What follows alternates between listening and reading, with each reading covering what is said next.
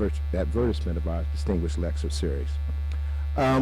Today I have the pleasure of introducing a friend of mine who is also a pioneer in social work research. And this takes place during Black History Month, or African American History Month. Now, just a little bit of trivia for you. African American History, or Black History Month, was invented by a person named Carter G. Woodson. And Woodson, called the father of Black history or Black studies, made it in February because he found that was the month that Black people had did the most in history in the United States. So I wanted to circumvent any rumors about, particularly that people had about it was the shortest month and that's why they gave it to Black folks. So that goes away, okay? Now let me get on with the introduction. Dr. Iris Carlton-LaNey has over 35 years of social work teaching experience. She has published over 70 articles and book chapters and has several books to her credit. Her professional interests include social welfare history, especially African Americans and the Progressive Era, and rural elderly African American women and social support. Dr. Carlton-LaNey is a full professor at the University of North Carolina School of Social Work. Throughout her career, she has advocated for social justice and has served as a mentor to social work scholars throughout the country. She has received several national awards for her work, including the Distinguished Recent Contribution to Social Work Education Award from the Council on Social Work Education, the Feminist Scholar Honorary Note Recognition from the Council on the Role and Status of Women, and the Sisters of the Academy Legacy Award, the Distinguished Achievement in Social Work Education Award presented by the National Association of Black Social Workers, and the University of North Carolina Distinguished Teaching Award for post-bachelorate instruction. In 2015, she was selected as a social work pioneer by the National Association of Social Workers. Ladies and gentlemen, students and dignitaries, I give to you Dr. Iris Carlton-LaNey.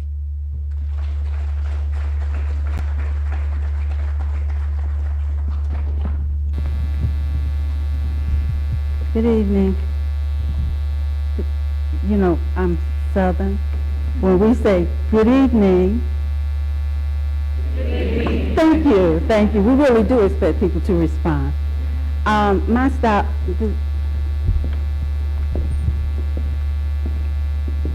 style is participatory, so I won't be giving you a formal lecture with no space for you. So if you'd like to ask questions of me as I talk, that would be fine.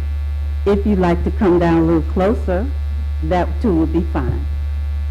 You're in your home, so do whatever it is you like to do, and I'll accommodate you. So I use photographs as I talk about social work, social welfare pioneers, and I'll show you some of these photographs as I talk, and I'll just provide some information about these folk, their contributions, and encourage you to, again, participate, ask questions, and add something that I might not include.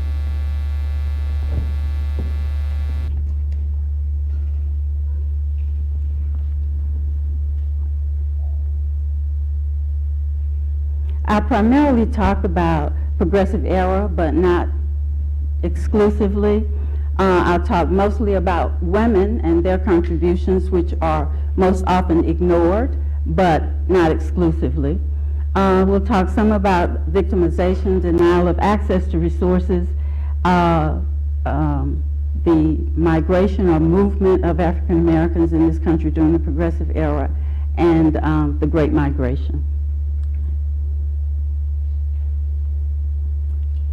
So first I'm going to talk just a little bit about one of your Texas pioneers, and I'm sure you know more about her than I do.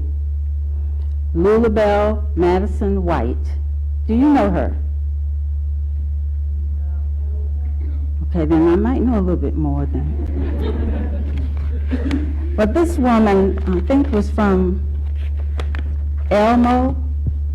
Is that a place? Texas. her contributions dealt largely with the NAACP. She was the first paid executive secretary of that organization here in Texas, and she served as the president of the Houston chapter and grew it to the largest chapter in the South. She was also instrumental and involved with the Supreme Court case Sweat versus Painter. Is that right?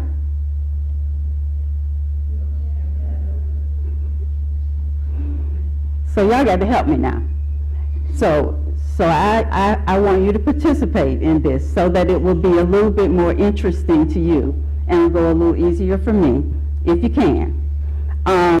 What she did was she presented a case for the NAACP to use in terms of integration, in terms of higher education, primarily graduate education, University of Texas schools. So what she did with that particular case predates Brown by about 6 years. Is there anything you'd like to add? Anybody? Okay. So this is Margaret Murray Washington. She was Booker T. Washington's third wife, and she was instrumental in establishing settlement houses. And she established the Russell Settlement House at Tuskegee. And the Russell Settlement House was primarily to serve the wives of farmers who came to Tuskegee for training. The Russell Settlement provided services and programs and training for those women so that they could learn how to be self-sufficient, how to build their own homes, literally build their own homes, how to maintain their communities. That was primarily her role. She was also like the Dean of Women at Tuskegee. Any questions? Do you want to add anything? And this is Charlotte Hawkins Brown. Look at her hat. She's very clean. Charlotte Hawkins Brown started a couple of schools in North Carolina. One was Palmer Memorial Institute. And it was sort of a finishing school for middle-class young men and women in a town called Sedalia, North Carolina, which is kind of in the middle of the state. And she had as a main structure on her campus the Canary Cottage, and that's that yellow house that you see over there. And what she would do each week was she would invite the students to come to the Canary Cottage, where she would teach them appropriate manners.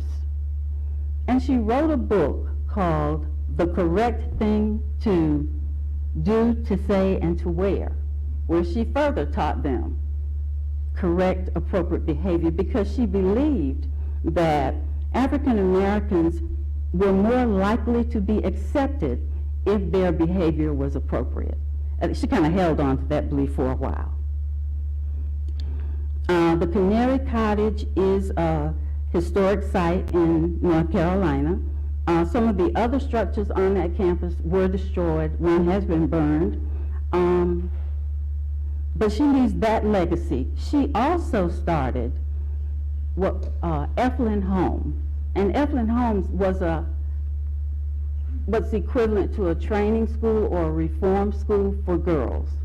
The state of North Carolina had a reform school for white boys, white girls, and African American boys, but nothing for African American girls.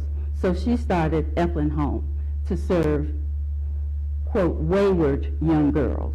Now these girls were wayward, not because they did things like rob banks and shoot people, or they did things like run away, engage in sexual activities, and talk back to their parents. So, but for those reasons, you could get sent to a reformatory school. And reformatory school for African American girls meant prison, because there were none until she started Evelyn Homes. But class was clearly an issue here, right? Because she started Evelyn Homes for lower class African American girls, but Palmer Memorial Institute was for middle and upper class African American male and females. She was one, like many of these pioneers I'll talk about, these women, they were part of the women's club movement. And it was through the women's clubs that social work, social welfare activities began in these communities. So they didn't start, these activities didn't start as part of any state program or town programs, but they really started because of the initiative of women's clubs.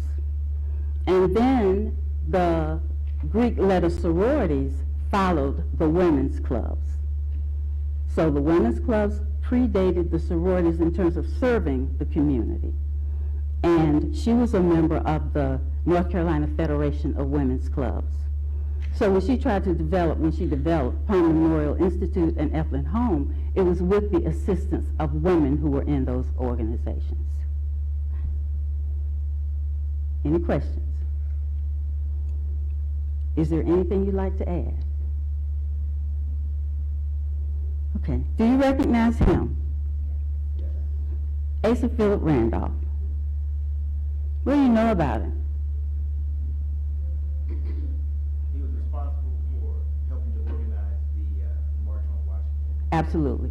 Which is what most people have no clue about, because he's never mentioned. And actually he tried to organize a March on Washington a few years earlier, and some other concessions were made so that he would not do that.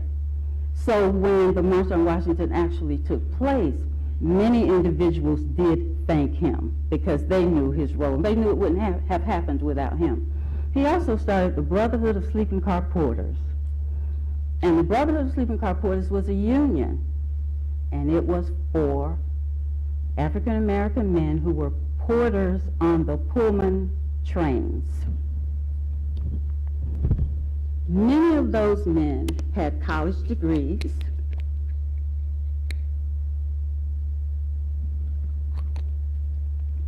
But a porter's job was the only job that they could find. And actually a porter's job was considered a middle-class job and a very good living for men who could get those jobs. But being a porter was difficult on the Pullman trains. George Pullman wasn't that fond of his African-American porters, and there was clearly differential treatment. So George Pullman had Pullman towns. You've heard of the company town, the company store. George Pullman had Pullman towns, but not for the porters. They were just for the white people who worked on the trains. The porters had no real identity. They were all called George, because that was George Pullman's name. So they had no identity except they were an extension of him. They were all called George. There's a movie, something like 10,000 Men Called George. It's about organizing the Pullman car porters. And he was not a porter, but he was an organizer. So he was sought by the porters to come and organize them. And I don't know about here, but in North Carolina, which is not a union state, it's still kind of dangerous to be a labor organizer. It's not a walk in the park. So when he did it, his life was clearly in danger, as it is now in many places that do not want organized labor. Any comments? Is there anything you'd like to add? Could you talk a little, when you talk about the March on Washington, give a little background year? A lot of students may not know. Was it 65? The March on Washington. What was the year? Yeah. 65. Was it 65? Was March on Washington in 65? 64. In 1964. So, I don't know what else to say except lots of people came. He attempted 40 years before that to do that. He did. And as I said, he made an effort to have this March on Washington about 4 years before, and the concessions that were made by the president was essentially saying, can I do something else for you? Like, don't do that right now. So some things like integrating the armed forces, some of those things were done in lieu of that march. So anything to put it off, and it was deferred for that length of time. Anything else you want to add?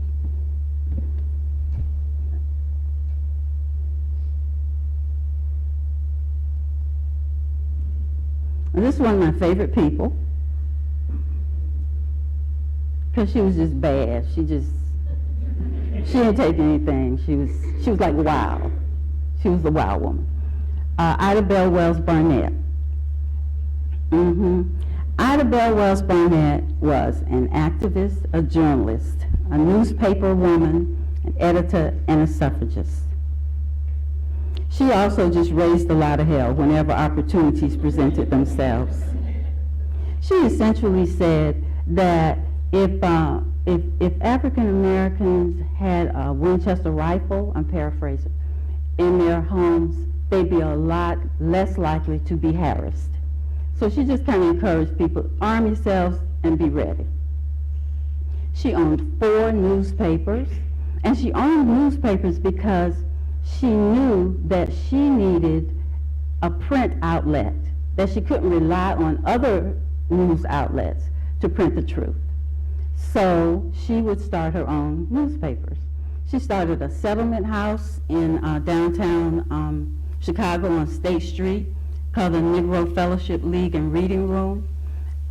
Mostly men went to that settlement house. She really liked men better than she did women. So she organized lots of services programs to serve those young men who would come to her settlement house. There is a marker on Beale Street in Memphis where her newspaper, one of her newspaper offices was located. That office was bombed. She had a mouth. So she got on people, it's like, we've heard enough of this woman, let's get rid of her. And so there were always threats against her life, and her newspaper office was bombed. And anytime she attempted to speak what she called truth, she was jeopardizing herself. And what she did, she was an anti-lynching crusader. So she attempted to chronicle or keep records of all lynchings that took place in this country. So how would she do that? How would this little black woman chronicle? How's she going to even know where the lynchings are and what's going on? But her belief was that these lynchings were taking place, and the newspapers in those communities were blaming the victim. They were always saying, these people did X, Y, Z, that's why they were lynched. She used her print outlets to counter those stories. But what she also did that was unique and fascinating, she hired Pinkerton agents. And you remember Alan Pinkerton was a detective. He had a detective agency. And you may have seen security guards in stores with brown uniforms that say Pinkerton. That comes out of the Alan Pinkerton agency. She hired Pinkerton agents to really be in those places or scout out information about the truth of various lynchings that took place across the country. And she published a book that's called The Red Record. And you can download The Red Record and it chronicles, it talks about what happened, what really happened in this instance, as opposed to what the local media said happened. She was also one of those women's club women, but she was a really impatient woman. If you didn't act fast enough, then she was done and she'd just go on to the next thing of interest. She was one of the 2 African American women who answered the call for the formation of the NAACP. The other one was Mary Church Tyrell. There were about 6 white women who answered that call, and those are our pioneers like Florence Kelly and Jane Addams and I'm not sure about Breckenridge, but those women also answered the call for the formation of that organization. But she didn't remain affiliated with the organization very long because she didn't think they were moving fast enough.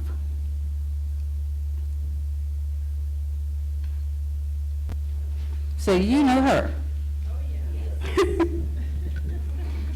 So African American women are very familiar with her because she's our hair lady. And I always tell my students, if you see a group of African American women who don't know each other, all congregating and laughing and talking very carefully, they're probably talking about hair. And if they're not talking about hair, they're talking about men, but it's usually hair. They're probably talking about hair. So Madam C.J. Walker, whose name was Sarah Breedlove, started a company to produce skin and hair care products for African American women. Some people say she invented the straightening comb, but she didn't. She did alter the pressing comb, but she didn't invent it.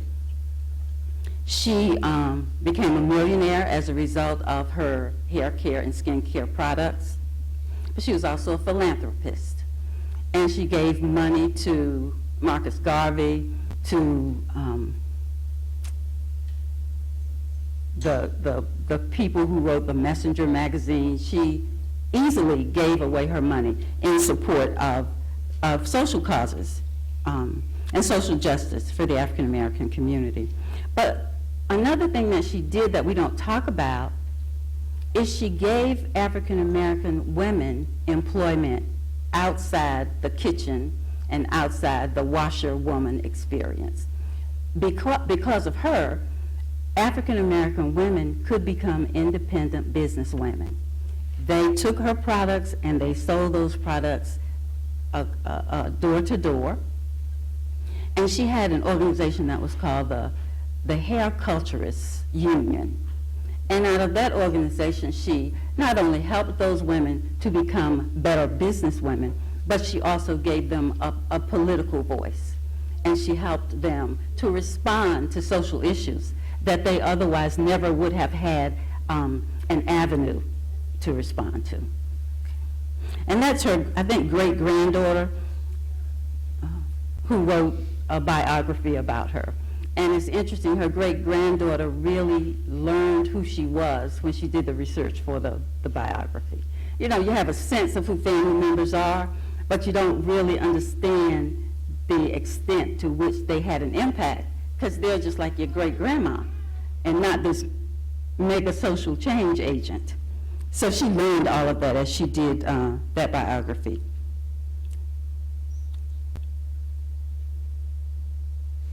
This is Victoria Earl Matthews. Victoria Earl Matthews started the White Rose Home for Working Girls. And I always have to add, not working girls, but girls who worked. So, you know, it wasn't for sex workers, but it was for women who worked. And the White Rose Home provided a space for young women who may not have had a place to go, who were migrating from the South to New York. The White Rose Home provided that space for girls who needed housing temporarily. But there were also women who worked as live-in maids, personal servants. And those women worked and lived in those homes every day of the month except one. They may have had one Sunday off. So if you live in somebody else's home and you work for that family, it doesn't make sense for you to have an apartment or other housing. And so they didn't. But the White Rose Home became that space for them to use that one Sunday. So they could go to the White Rose Home and just kind of chill and be away from their employers, but they could also receive their mail. That was their mailing address. And she had an extraordinary collection of books And those books became part of the New York Public Library system, part of the Schomburg collection.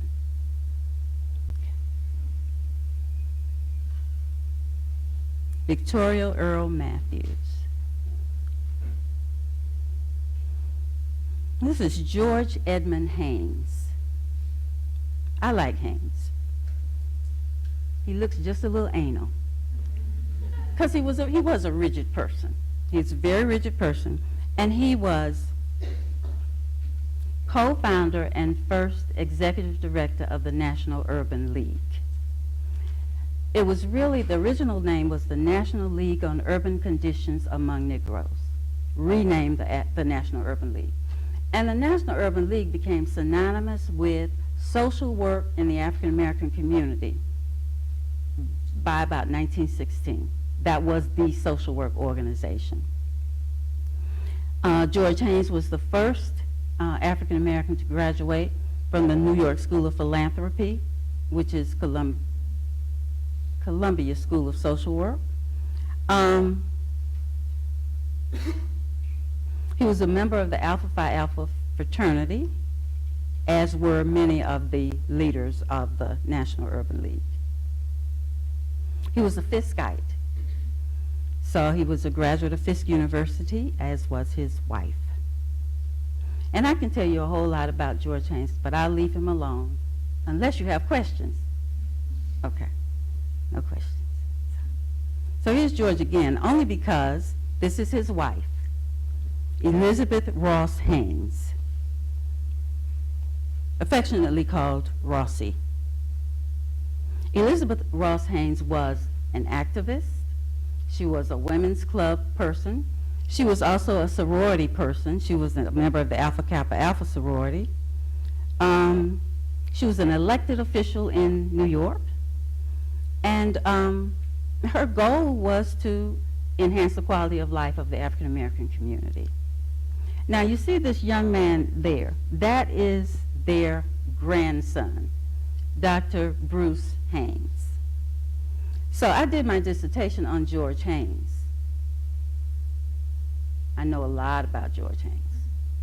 So as I did my dissertation on him, then I learned about Elizabeth Ross Haines. So because they were urban leaguers, I thought somebody in the Urban League should be able to tell me, give me some information. So for some years, I looked for somebody, some old person who was affiliated with the Urban League, to give me some information so that I could have more clarity. And nothing. Until one summer, about 2 years ago, I'm teaching summer school, and I get a call from Dr. Bruce Haines. And he said, I understand you write a lot about my family. You know, and I'm going, oh Lord, please let it be right. Please don't let me have made a mess of this. And of course, like with Madam C.J. Walker's great-granddaughter, he didn't know a lot of what I wrote about his family, because that's not how you know your family. He told me about all the papers and the photos that he had, and I'm thinking, I would love to get my hands on those. He did not invite me to come and look at those. And the last thing that I've seen about him is that he's writing a book about his grandfather, which is a good thing. That's what, and he actually is an urban sociologist. So the work that he does is a lot like what his grandfather did, what George Haines did. And so Dr. Bruce told me a lot about his family. These two people had one son, and that person did get a master's degree in social work. But their one son had 3 sons, and Bruce was one of them. And they all grew up in this brownstone in New York. And so Dr. Bruce told me that one of his brothers had been killed, and he didn't know where his other brother was, so it's just him. And then he told me that he had recently sold his grandfather's brownstone in New York. So then, of course, I see a lot of things when he tells me that. I see the loss of a legacy, but I also see a lot of dollar signs, because it was quite a profit for him to sell that brownstone.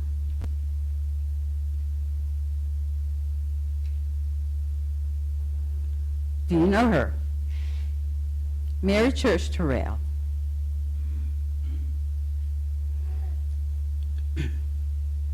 Mary Church Tyrell was, again, one of those women's clubs, National Association of Women's Clubs. She was an activist. She was a politician. She was married to a judge in Washington, D.C. She was elected to the school board in Washington.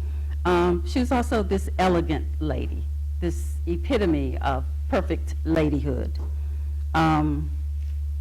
She always wore gloves, and she spoke several languages, and she was just raised very, very upper middle class because both of her parents were very wealthy. Her father owned Beale Street in Memphis. You know, if you've been to Beale Street? So Beale Street didn't look like it looks now. It was really the African American community business hub of Memphis. And when the yellow fever epidemic hit, white people left, African Americans stayed. Her father purchased lots of property from people who were fleeing the epidemic. So he was able to give her quite a comfortable life. She was a little pampered little girl who went to boarding school. She's a graduate of Oberlin College before Oberlin became segregated. But she was always an activist. And clearly she could pass. And sometimes she did. She would pass when she was tired of being harassed as an African woman. When she was tired of people bothering her. It's like, okay, I'll just be white today. Leave me alone. So, and that was a lot of times it was in terms of travel on trains and that. So she was just, okay. Now, the African American community has sort of a mixed, I guess, reaction to passing. But what we understood fundamentally was it benefited us, for some of us, to pass. And so we didn't play outing people, because that'd get folk killed. Even though we knew, they knew we knew, but we didn't out people. If you're going to pass, then you just pass. And let's hope that you in some way serve the community. And that was sort of the way this woman handled her life. And she, I think at age 72, was still picketing a segregated restaurant in Washington, D.C.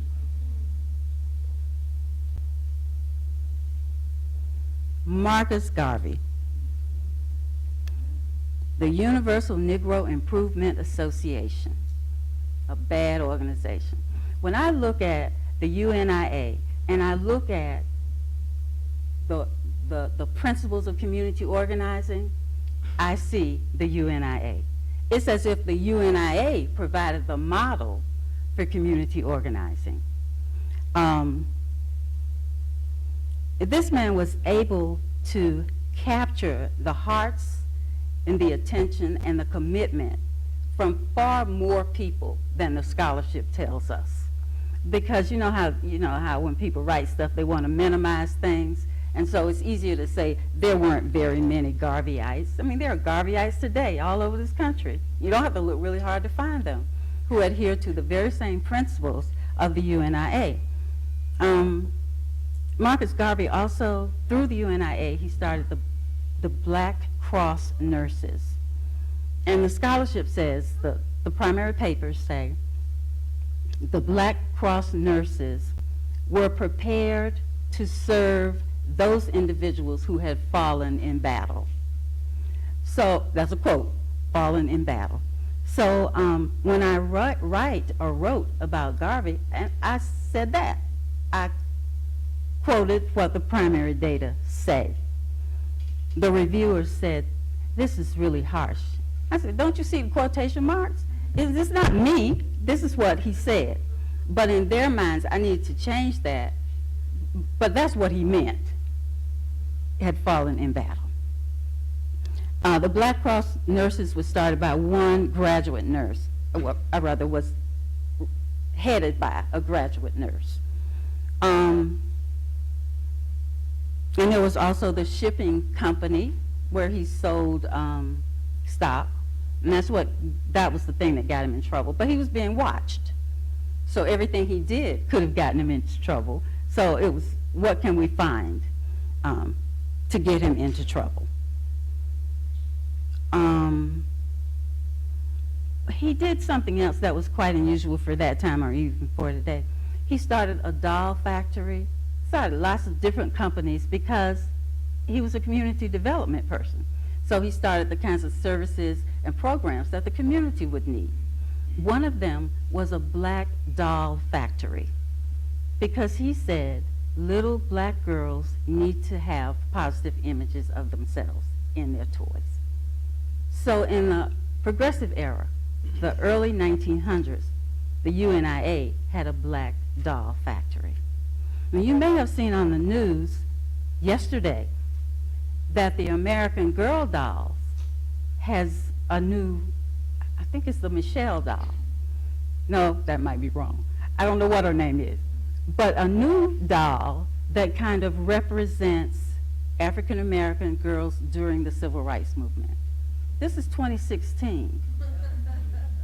This was 19, 14, 15, 16 when the UNIA started the Black Doll Factory. Think about that a little bit. It'll help you to understand why we're where we are. Now, Garvey was very dark, and the African American community has always had a colorism thing. You know, the fairer one is, then something better. We've always had this, but it's purely economic, because people would advertise for, you could see in the newspapers, light-skinned black boy needed as dishwasher. So opportunities were presented to people who were lighter. So family members would often say, in order to ensure that my kid has a better chance, I don't want my kid to be dark. So this whole colorism issue has always plagued the African American community. Garvey was criticized by his contemporary leaders. Some, you know, he wore plumes. You know, he big purple suits. I mean, some of it was that, but some of it was the power that he had, and his ability to influence lots of people. That was also part of it. This is Amy Jobs Garvey. This is Marcus Garvey's second wife. His first wife's name was Amy as well. He liked Amy's, apparently. And this Amy was the maid of honor when he married the first Amy. So the first Amy does claim to be one of the original. She co-founded the UNIA with him. This Amy really took care of the UNIA when he was exiled. And she also made certain, she published the, whatever the newspaper was. What was the newspaper? Whatever the newspaper was for the UNIA, she made certain that it was published while he was in exile. She did the writing for it. When she was not in charge, she wrote what was called the women's page. And the women's page, you know, she had things like recipes, but she primarily had information about women's literacy and family literacy and sharing resources, like things like newspapers, because newspapers weren't readily available. And she generally talked about how women could empower themselves. And it wasn't like by cooking, but it was in general how women could empower themselves. Okay. And this is Janie Porter Barrett.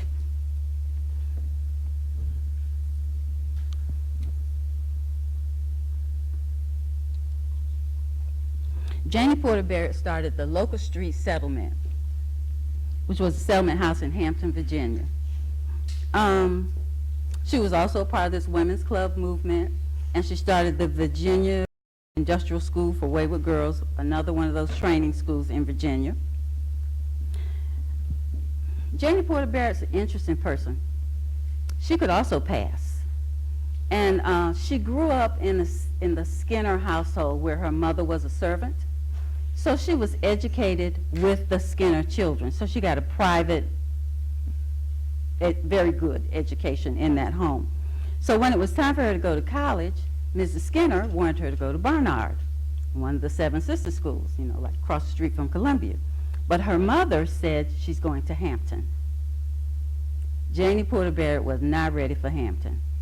So she went to Hampton in a horse-drawn carriage. Everybody else walked to Hampton.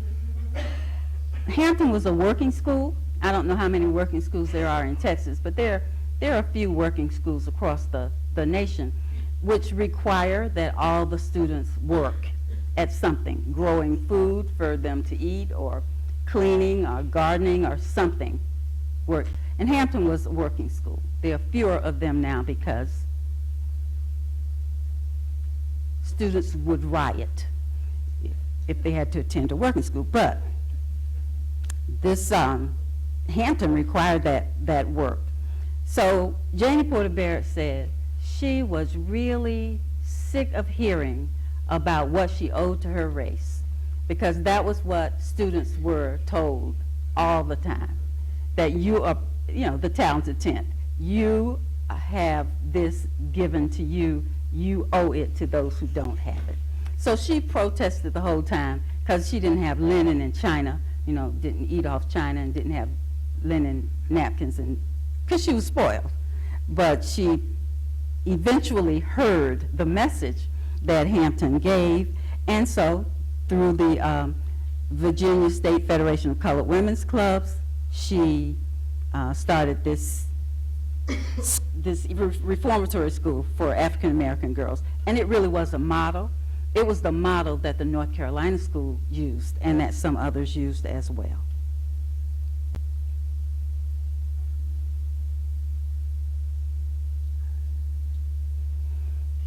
Okay, this is Lugenia Burns Hope. She was married to John Hope, that man down there in the corner. And she started the Atlanta Neighborhood Union. The Atlanta Neighborhood Union was unique. It was a community organization kind of designed to identify the needs of the Atlanta community. What she did initially was she did a needs assessment around Morehouse College using Morehouse students. It wasn't called a needs assessment then, but that's what it was. They went into the community and said, what do you need? And they recognized some things like street lights and garbage pickup and, you know, those regular kind of normal living things. But there were other things that the community said they needed, like they needed some kind of child care facilities because women worked. So she listened to the things that the community women said that they needed, but she did not go into the community saying, I've come to help you. I've come to do this for you. But she went into the community and said, how can we together do this? So community members were invested in getting the services that they needed and the work that was required to get those services. She also established a training program that was used as the foundation for the Atlanta School of Social Work. The courses that she had for her training program was the same general courses used for the Atlanta School of Social Work. But more interestingly, the Highlander Folk Center in Tennessee also used her services and programs. The Highlander Folk Center is this training center kind of isolated out in the country in Tennessee that, that trains people to do what they need to do in their communities. It was started by this guy named Miles Horton in the 30s around labor issues, and it's kind of evolved over the years. Rosa Parks and her mother went to the Highlander Folk Center before she decided to sit down on the bus.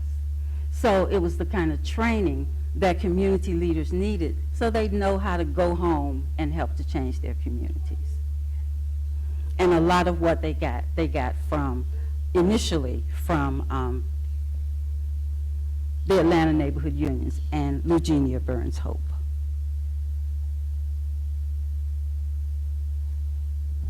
This is Eugene Kinkle Jones, and they called him Kinkle. I didn't know that. But I wrote this article about him, and some woman wrote me back and said, I was so excited to read about that article that you wrote because I knew all those people, they were my parents' friends. And then she told me they called him Kinkle. So now I know. So Kinkle was one of the 7 jewels. So he was one of the founders of the Alpha Phi Alpha fraternity. He was also the 2nd executive director of the National Urban League. And he took it in a slightly different direction than George Haines did, but he was a very different person than Haines. He was a lot more comfortable with himself, a lot more middle class, a lot less anal, and flowed easier, could mix easier with lots of different kinds of people. So he was able to take it in a slightly different direction. There's a really nice book that's been written by him by a colleague friend named Felix Armfield. Felix was a historian at one of the New York schools. He's since passed away, but it's a very nice, nice book. Okay, do you know her? Well, she's a Texan, and she was the first female president of Tillerson College, and Mary Elizabeth Branch. She initiated the merger of Houston, that became Houston-Tillerson.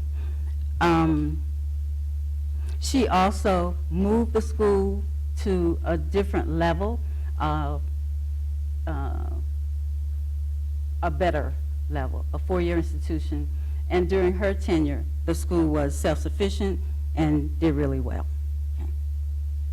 All right, want you to meet this woman, Hortense King McClinton. Hortense is still living, she's 97.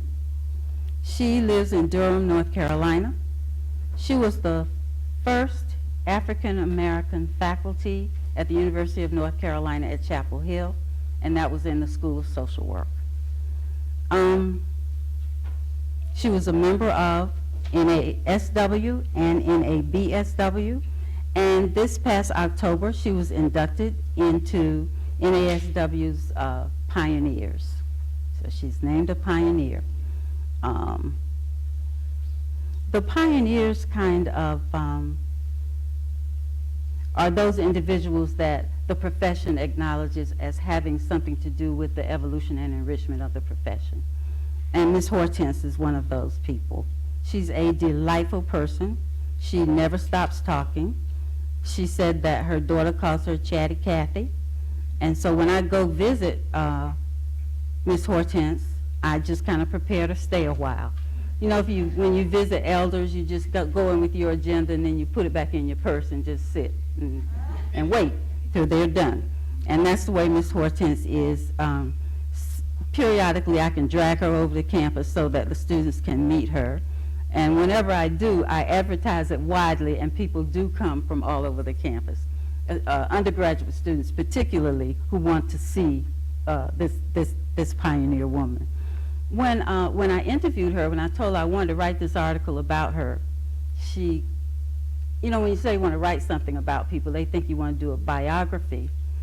But I couldn't do that because I wouldn't have gotten anybody to publish it. So you got to write a different way in our scholarship. And so every time I would talk with her, she would talk about Boley, because she grew up in Boley, Oklahoma, which was an all-black town. Now, Oklahoma had about 32 all-black towns, more than any other state in the Union. But Boley was supposed to be one of the wealthiest and most prominent. So her sense of place is Bowley. So when she talks about where she is now and how she moved through life, Bowley always enters into that. So as I wrote this article about her, I wrote it in terms of how Bowley influenced her life, because it was that personal power that she gained from growing up in that town and being surrounded by people who looked like her and being surrounded by people that she knew had her best interest at heart. So I was always amazed at how people would interview her and not say anything about Bowley when I know she mentioned it in almost every other sentence. But people just didn't, that's what I love about my profession. We'll kind of see those things that other people just think, why is she talking about this town? It's because this town is fundamental to who she is. So as I wrote about her, I had to write about what Bowley meant to her. This woman, I also knew. This is Annie Mae Kenan. Miss Kenan was what was called a genes teacher. What she was a black supervisor of the public schools in the county in which I grew up. So that means that she supervised all the colored schools and all the teachers in those black schools. And I wrote about her because we don't write enough about ordinary people, and although she was anything but ordinary, but we let too much of our history just go. And many of us are very oral people, and so we talk about it, but we never write about it.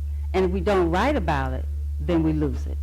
And so I wanted to write about Miss Kenan because I thought her contributions were really, really critical to the education of children in rural North Carolina.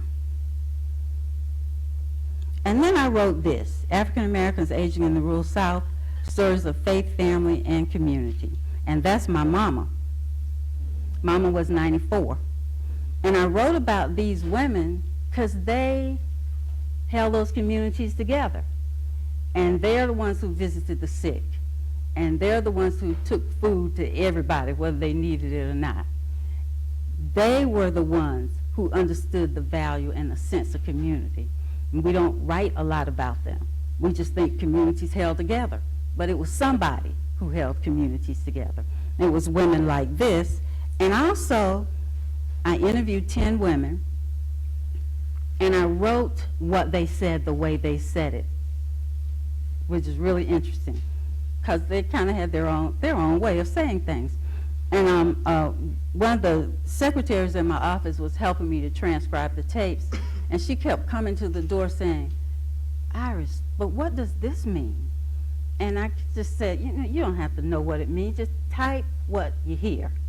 So these women would say, well, they had kind of their own language. They had some of their own words that they just made. They were theirs. And one thing they said was, we always hope each other out. This really confused the secretary. She said, what do they mean they hope each other out? I said, it's the past tense of help. That's all they mean. But they said hope. And I wanted to capture the way they said it because I think it's pretty, I think it's lyrical, it's kind of musical. And it really represented them rather than my standard English interpretation of what they said. There were 10 women that I interviewed, and they've all passed away. And I would always know when one passed away because I would hear from their children who would say, you know that book with Mama in it? Do you have any more? And that's when I understood what it meant to the community to have something written about their mother as a powerful contributing person, but not in terms of pathology. And so often in social work, when we talk about members of out-groups, we talk about the pathology and not the strengths. Even though we say we talk about the strengths, it's hard for us to get to that sometimes.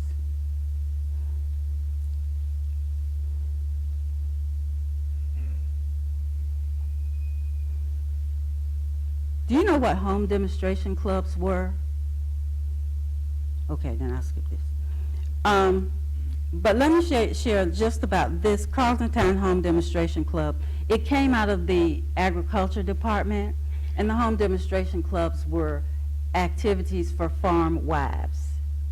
They were segregated by race, and so there were white agents who worked with the white community women and African American agents who worked with the African American women.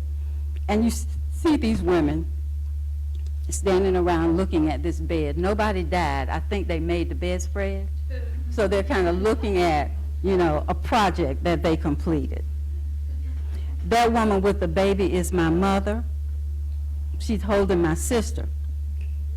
And so I showed this picture. I found it. And I showed the picture to my sister, and I said, you know, who is that baby mama's holding? She said, I don't know. Who is that? I said, what's the year? She said, 19. That's me. I said, yeah, I think that's probably you. But, you know, when you grow up poor, you don't have pictures of yourself. So we don't have, you know how you take a picture of your baby from the time they pop out, like picture, picture, picture, picture, picture. Well, we didn't have pictures. We didn't have any pictures. So for her to see this very pathetic rendition of herself as an infant is pretty much all we have. And this is African American Leadership. And this is a book that NASW Press published, and it has information about a lot of the pioneers that I've talked about this evening. NASW said to me, we don't publish history because it doesn't sell. Now I have to tell you, they made a whole lot more money off this book than I have, but they say history doesn't sell. Now this isn't a profession that says that we embrace culture. You can't embrace culture in a historical vacuum. If you don't understand our history, then you don't understand a culture. And we as social workers can be incredibly ahistorical. I'm sure all of you have done genograms. When you do those genograms, do you ever think about the historical context? You know, families don't just fall apart for no reason. Something was going on. You know, there may have been some mental health issues, but what was going on?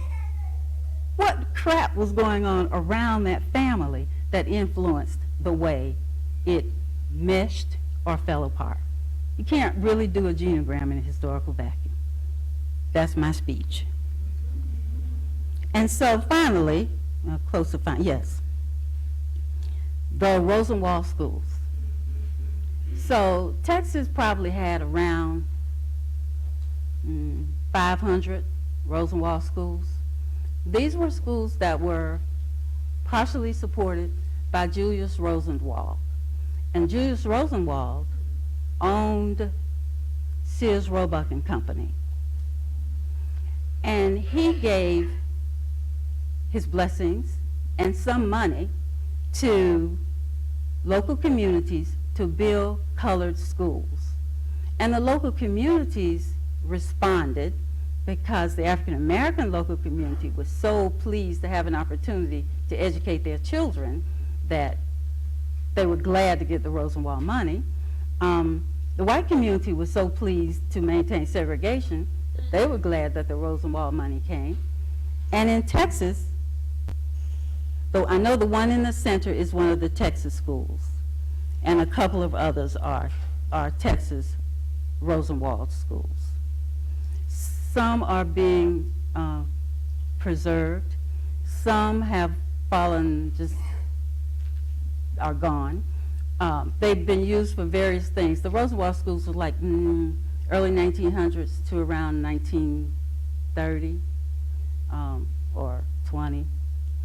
But communities are now realizing that those are very valuable to the community's legacy and the community's history, and are trying to find and renovate those Rosenwald schools. But the interesting thing is Rosenwald gave the money and the part of the money, but people in the community had to match what Rosenwald gave, and the community really, the African American community, contributed the land on which many of those schools were built. But they weren't just schools, they also built what was called a teacherage, because there was no place for these teachers to live. So when the schools were built, they had to build some place for teachers to stay. So the Rosenwald schools included Rosenwald teacherages and other kinds of shop buildings. So it was the schools, the teacherage, and the shop buildings. All righty. Do you have any questions about anything I've said? Would you like to add anything?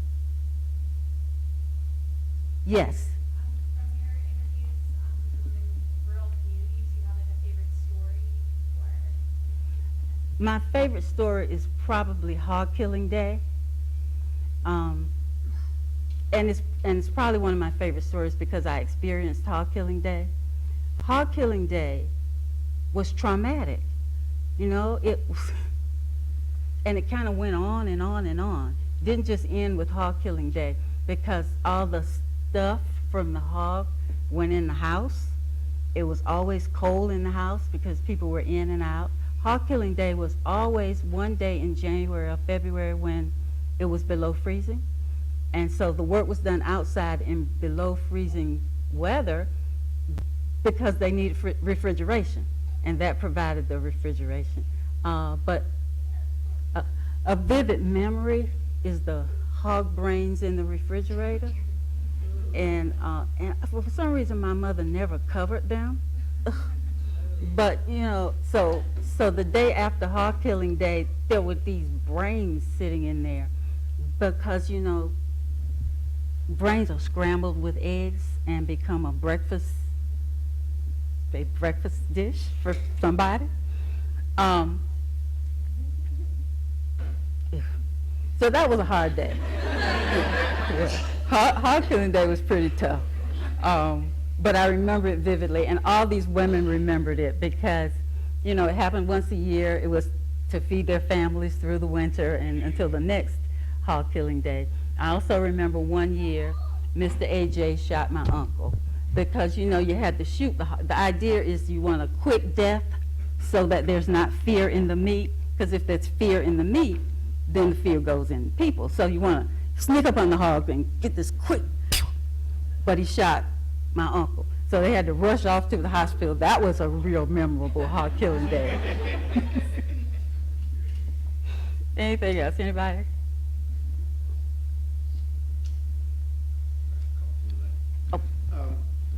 Most of the Black Women's Club movements I know about were in the North, Chicago, Philadelphia, for that great migration. Mhm. But you talked about Black Women's Club movement in the South. Mhm. Was there a connection between those groups in the North and the South? They had National Federation meetings. So in that way, there were connections made. And these were fairly close-knit groups of women. And they, you know, women wrote letters. They didn't text and email and all that stuff that you lose. But they really actually wrote letters to each other. And so we get a real good sense of the history and the relationships if we can get a hold to those letters. The unfortunate thing is we don't save things in the African-American community. You know, when somebody dies and it's time to clean out the house, it's just gone. And that's what happened to some of those letters. So I encourage you, save your family history. Figure out a way to save that history. Kind of take it upon yourselves. You know how, as social workers, we get to be the chosen person in the family. And you know when you're the chosen person in the family when they start telling you secrets. Like, you know, like where the papers are, and, you know, who gets the china, and who, you know, it's like, oh, God, it's me. So you know when you've been that chosen person, but it carries an obligation. Obligation to know and maintain and record that family history. All right, thank you so much. I'm done.